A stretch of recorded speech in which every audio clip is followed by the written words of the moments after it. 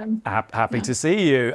Carla, what would be your signature achievement you're looking for in the next 100 days?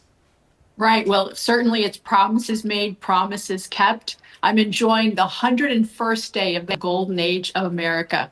And what I hope to see President Trump do is he's right now in the White House surrounded by some of the top CEOs in the world, and they're talking about the investments that they're bringing to the United States, creating jobs. President Trump has already brought over 300,000 new jobs. But Carla, President Trump has already brought a first quarter of negative economic growth, we learned today. President Biden was losing 6,000 jobs a month.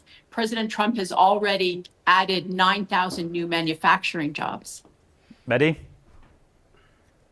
Yeah, I don't know what the golden age of America looks like, but it surely doesn't look like a 101st day in which we have a negative quarter of growth for the first time since the start of 2022. Let's not forget, at the end of 2024, Donald Trump inherited an economy where the final quarter of growth was 2.4% annualized. Today, we discover the first quarter of 2025 is minus 0.3%. A majority of Americans, including 51% of Republicans, say they believe Donald Trump's policies could cause a recession this year. So not sure people voted for a recession or for more inflation from tariffs or for the decimation of their 401ks, the worst stock market 100-day performance since Richard Nixon.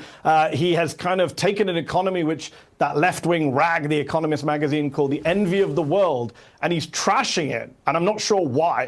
I'm not sure it's ideology, whether it's grievance. He's obsessed with these tariffs, even though every serious economist in the United States and across the world is telling him stop. Some of his own advisors are trying to tell him to stop, but he's not listening. So if this is what the golden age looks like, God help us when we enter the dark ages of the Trump era.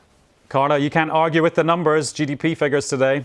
Well, I can. Actually, I can argue with the numbers. So he inherited. Well, it's pretty obvious that Carla here has lived in Trump fantasy land, where everything is nice and rosy. And you're only allowed to give positive comments about whatever horrible thing Donald Trump and his horrible administration are doing.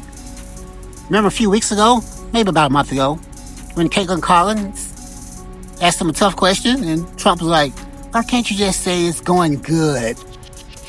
That was his answer, something like that. Can't you say it's doing nice? Something's going great. Why you always have to be so hostile? She's not being hostile. She's doing her job. If horrible shit's happening, you have to ask tough questions. The media's job is not to kiss your butt. This is not 1500s old England. You're not a dictator. I know you want to be. For some strange reason, Republicans want you to be. These people. I'm going to have more on this, but for now, that's all. Thanks for watching.